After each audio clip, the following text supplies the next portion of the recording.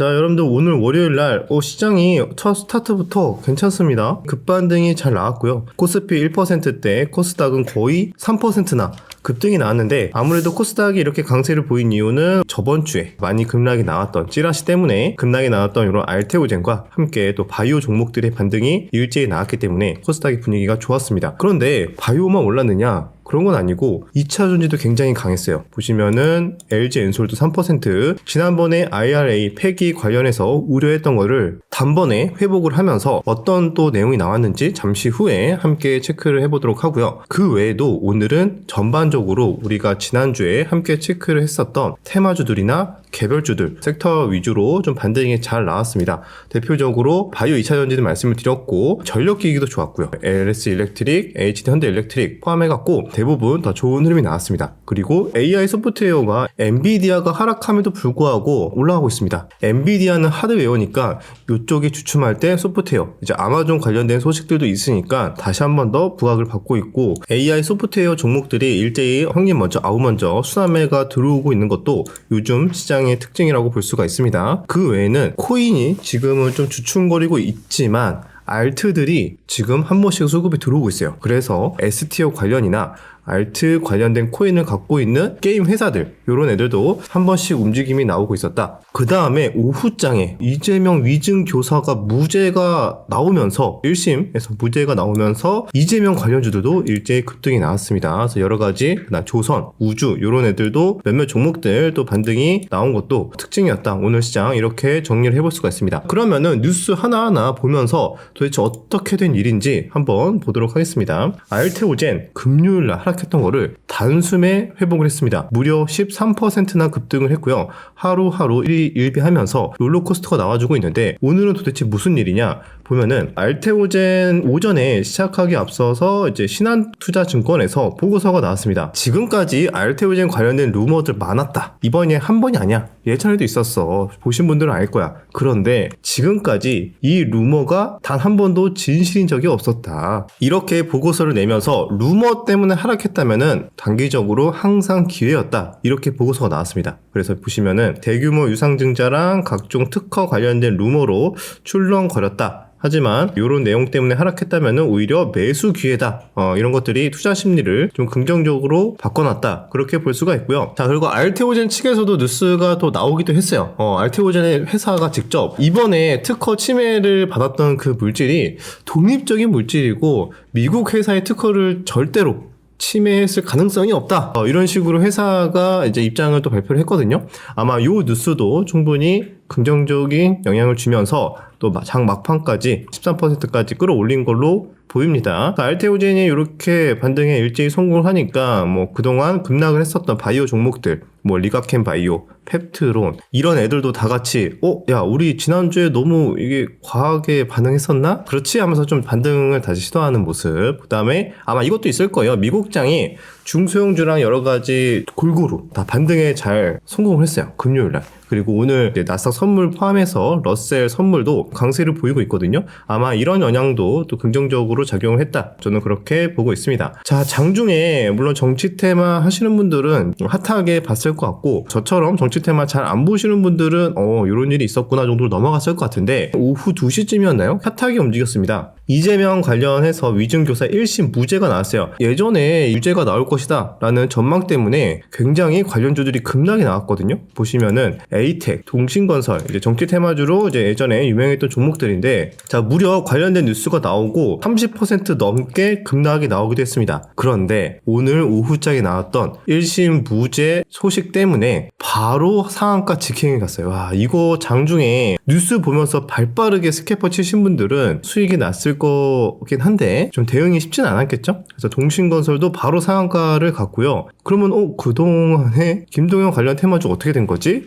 하면서 관련된 뉴스가 최근에 많이 나왔는데 딱 보면은 하루 만에 역시 정치 테마주답습니다. 지금까지 올려놨던 거 하루 만에 그냥 급락이 나왔습니다. 왜? 하한가 갔으니까. 보시면은 이렇게 그동안 쭉 올랐던 거 하루 만에 하한가를 가면서 당하신 분들은 좀 많이 아팠을 것 같은데, 이거 PM풍년도 그렇고, PM풍년도 일주일 넘게 야금야금 올려놨던 거 오늘 단 하루 만에 하한가 근처까지 하락을 하면서 전부 다 뱉어내는 모습. 자, 이래서 정치 테마주들이 대응하기가 쉽지 않아서 초보자분들은 조심하셔라 이렇게 매번 강조를 드리고 있죠. 이런 내용도 오늘 장중에 굉장히 좀 핫하게 움직였다, 그렇게 정리를 하고요. 자, 이렇게 그죠, 기상회생의 유곡선 해가지고 이재명 관련주 급락했다가 다시 회복하는 모습도 보였습니다. 자, 우크라이나 재건. 요즘에 우크라이나 재건 종목들이 안 죽어요. 왜? 아니, 이렇게 우크라이나와 지금 러시아와 서로 막 본토 공격하면서 공격이 지금 더 심해지고 있는데, 그럼에도 불구하고 이번에 바이든에서 또 무기 지원도 하고 본토 공격 가능하게, 또 러시아에서는 핵 교리를 또 바꾸기도 하고, 그래서 뭔가 분위기가 너무 안 좋아지고 있어요. 그런데도 불구하고 우크라이나 재건 애들이 안 빠져. 오히려 오르고 있어요. 조금씩. 왜 그럴까? 사실 지금 많이 지정학적 리스크는 계속 유지가 되고 있지만 물밑으로 여러 가지 움직임이 나오고 있지 않나라고 생각이 들고요. 이번에 젤렌스키도 이런 얘기를 했습니다. 내년에 전쟁 끝날 가능성이 있고 트럼프 제안을 듣고 싶다, 이런 뉴스가 나왔고요. 이런 영향 때문에 관련주들이 또 쉽게 안 빠지고 있다. 근데 지난주에 젤렌스키가 이제 재건 계획을 발표한다고 했는데 제가 알기로는 아직 안 나온 것 같거든요. 이게 조금 딜레이가 되고 있는지 또 그 부분에 대한 기대감도 좀 있을 것 같긴 합니다.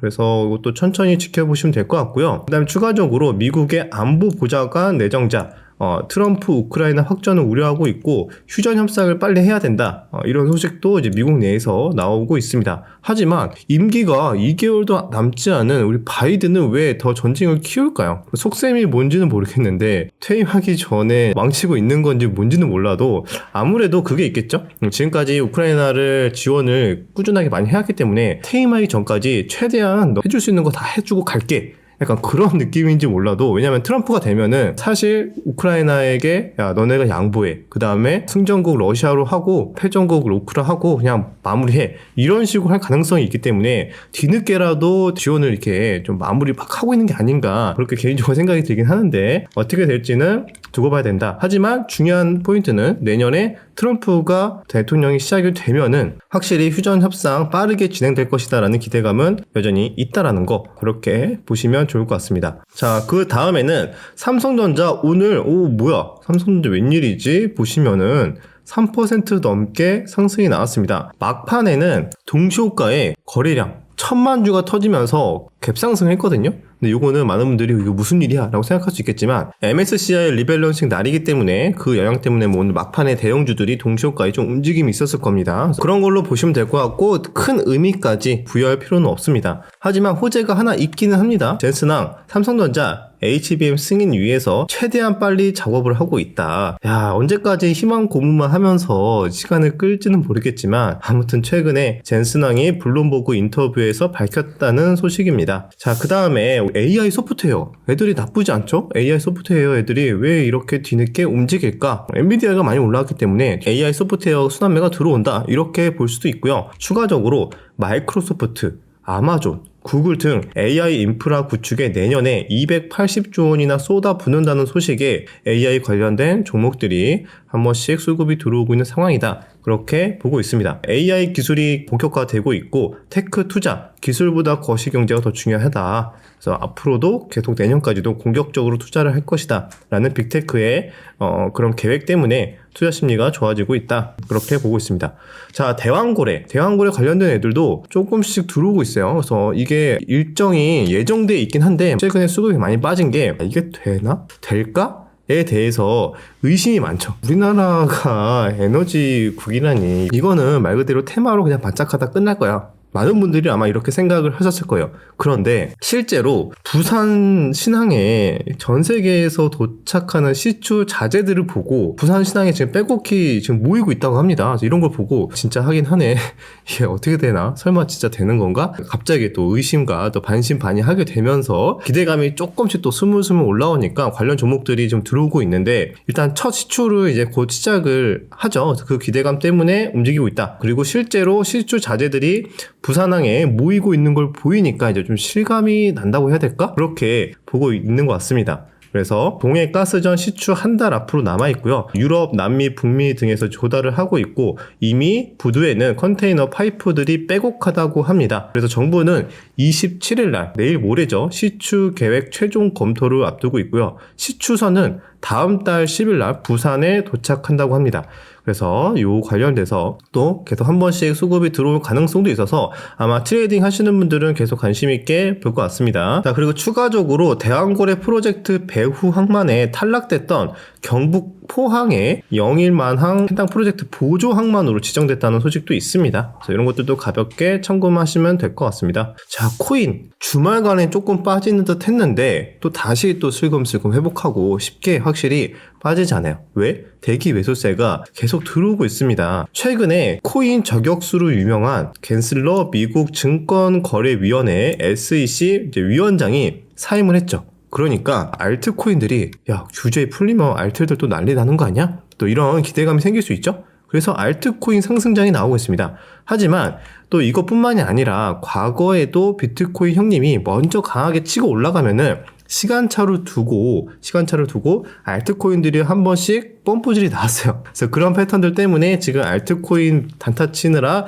24시간 잠 못 자고 매매하는 우리 코인러분들이 굉장히 많다고 합니다. 과거에 이런 식으로 몇 분이 또 졸업을 했고 또 반면에 또 크게 힘들어진 분들도 있기 때문에 여러분들도 좀 잘 판단을 해서 본인의 그릇과 대응을 하시는 게 중요할 것 같고요. 이런 소식 때문에 지금 알트코인도 굉장히 좋은 흐름이 나와주고 있고 그다음에 관련된 종목도 한 번씩 순환매가 들어오고 있죠. 위메이드 같은 애들도 저도 몰랐는데 주말에 보니까 위믹스 코인이 한 20% 정도 올랐더라고요. 그래서 이렇게 조용히 또 한 번씩 펌프질이 나오는구나 라는 것도 체크를 할 필요가 있을 것 같습니다. 리플이 최근에 덩달아 들썩였던 이유가 또 이런 갠슬러 위원장의 사임 소식 때문에 알트코인들이 한 번씩 들어오고 있다는 소식이고요. 배터리 관련해서 유럽 배터리의 희망이었던 큰 회사였던 노스볼트가 파산 신청을 했다고 합니다. 그래서 여기에 투자를 했던 골드만삭스는 1조 원 넘게 날렸다고 하는데요. 그래서 유럽 전기차 배터리 업체인 스웨덴의 노스볼트가 파산 보호 신청을 했어요. 이렇게 업계가 안 좋나? 라고 생각을 해서 오전에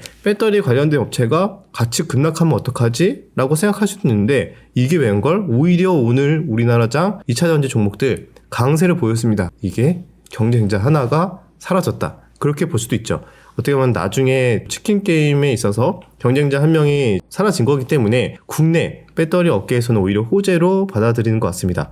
여기 밑에 보시면은 여기 노스볼트의 몰락은 더 저렴하고 민첩한 중국과 한국의 경쟁자를 상대로 유럽 산업이 버티기가 좀 힘들었다. 그런 사례로 지금 기록이 됐다라고 하고요. 그러면은 앞으로 이런 배터리 업계 쪽은 중국과 좀 한국이 일단은 점유율을 더 많이 가져가지 않을까 그렇게 생각을 하기 때문에 오늘 다 일제히도 반등이 나왔다 그렇게 볼 수도 있습니다. 자, 오늘 S티어 관련주 애들도 일제히도 한 번씩 들어왔거든요. 뭐 핑거, 갤럭시아, 머니트리, 뭐 서울옥시전 이런 애들 한 번씩 다 들어왔는데 예전에 나왔던 뉴스긴 합니다. S티어 법제화 더 미룰 시간도 없다. 그 다음에 코인 애들도 수급이 좋으니까 순환매 들어왔다. 그렇게 볼 수가 있고요. 이번에 한동훈도 이제 토큰증권 법제화 시동 관련된 기사도 한 번 더 부각이 됐다. 그렇게 볼 수가 있습니다. 그 다음 소식으로 본다면 뭐 조선 애들도 오늘 오전에 뭐 종목마다 차별화는 있습니다. 강세를 보였다가 차익 실현 나온 애들도 있고 여전히 조선 애들도 수급이 괜찮다라는 소식이고요. 유닛도 전고점을 최근에 급락했던 거 다 회복하고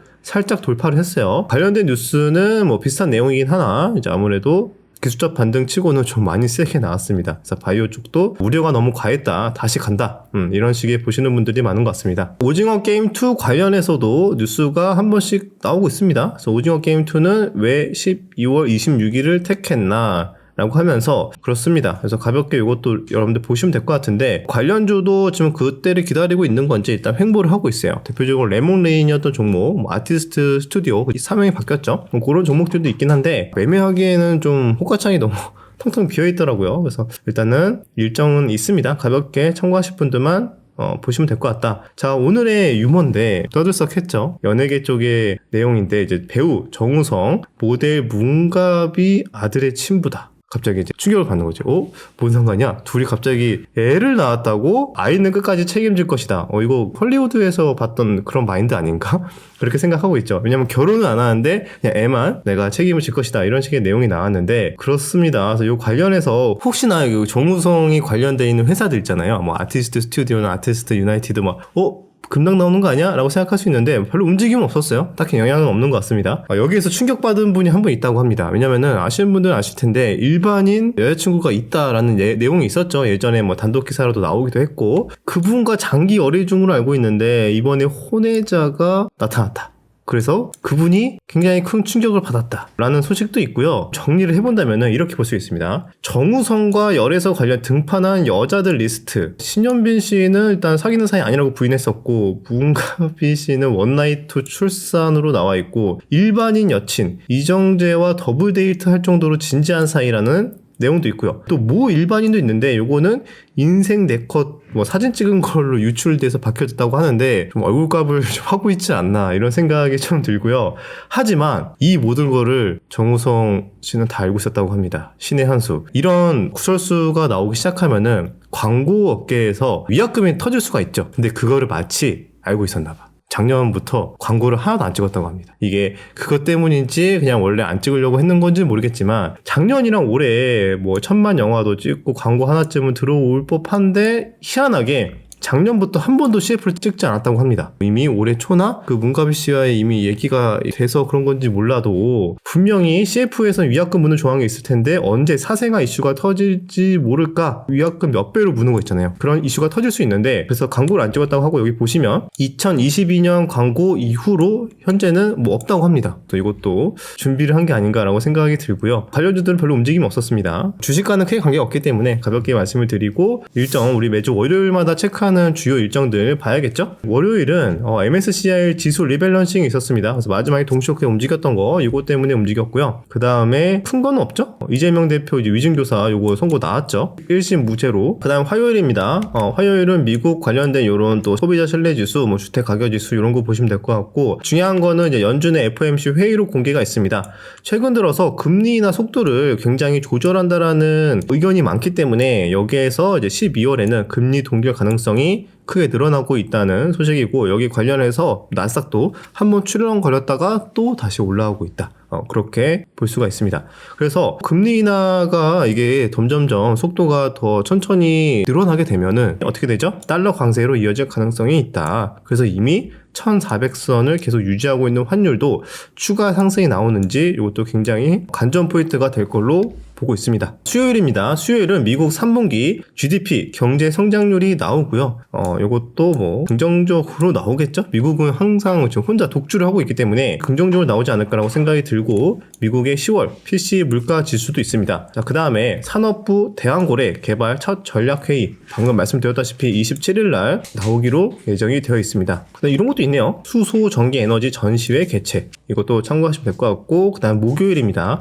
목요일은 미 증시는 휴장입니다. 추수 감사절로 휴장이고요. 실업수당 청구 건수 항상 나오는 거 나오고요. 그 다음에 우리나라 한국은행 금통위가 열리고요. 여기서 금리 결정을 할 걸로 보입니다. 아무래도 동결하겠죠? 동결 가능성이 높을 걸로 보고 있고요. 금투세 폐지 법안 이제 본회의 처리 이런 것들도 있습니다. 29일입니다. 이번 주는 큼직한 이슈는 많이 없고 미국 블랙 프라이데이가 있죠. 블랙 프라이데이로 매출 성과를 가늠하는 중요한 날이다. 그렇게 보고 있습니다. 그 외에 일정들이 더 중요할 수도 있는데 그 외에도 12월 달까지 한번 체크를 해본다면은 이런 것도 있습니다. 미국 사이버 먼데이, 차량 소화기 비치 의무화, 미국 뇌전증 학회, 블랙핑크 로제 솔로 앨범 발표, 혈액암 학회 이런 것들도 있고 12월 셋째 주 이때는 미국 FOMC, BOJ 12월 달에는 오징어 게임도 있고 배당도 있고 큼직한 건 없네요. 그 다음에 스페이스X 주식 공개 매수 예정 이것도 예전에 항상 계속 봤던 내용이고 펄어비스 붉은 사막 출시 일정 공개 그 다음에 애플 이번에도 애플 관련된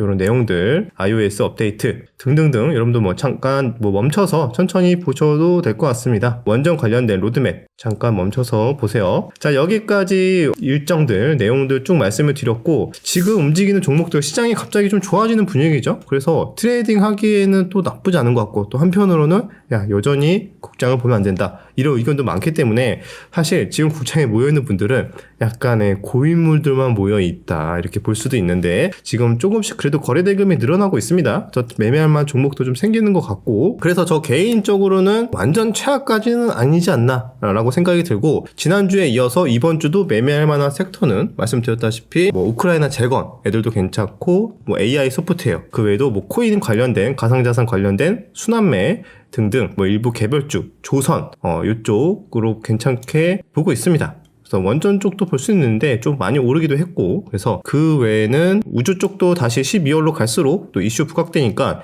이런 애들도 볼 수 있고, 그 다음에 로봇 애들도 쉽게 안 빠지죠. 로봇 애들도 쉽게 안 빠지고 있고, 무엇보다 우크라이나 재건 애들이 차트들이 나쁘지 않은 것 같아서 이쪽 관심 있게 보시는 분들도 꽤 계시지 않을까 라고 생각을 합니다. 그럼 여기까지 정리 다 했고요. 이번 주도 차분하게 일정 보고, 개별 종목들 차트 보고, 차분하게 시나리오 매매하시고, 내 그릇을 넘어서는 매매를 하면은 잔파동에 공포가 느껴져서 털립니다. 털리고 올라가면은 그때서야 아쉬우니까 추격 매수를 해요. 추격 매수를 못하더라도 욱하는 마음에 다른 종목들을 갑자기 계획에 없는 매매를 합니다. 이게 주 코스니까 항상 여러분들 처음 꼬이는 그 첫 단추가 바로 뭐냐면, 한마디로 무리한 매매나 욕심이나 비중 조절이 될 수 있다. 생각보다 비중 조절, 이런 부분이 굉장히 중요하다는 거 말씀을 드리면서 오늘 영상 마무리하도록 하겠습니다. 자, 그리고 영상 마무리하기 이전에 여러분들 이제 신청 기한이 많이 안 남았습니다. 지난주부터 계속 신청을 받고 있는 이제 어스 캠퍼스 종가 매매 방입니다. 전문 트레이더가 아니더라도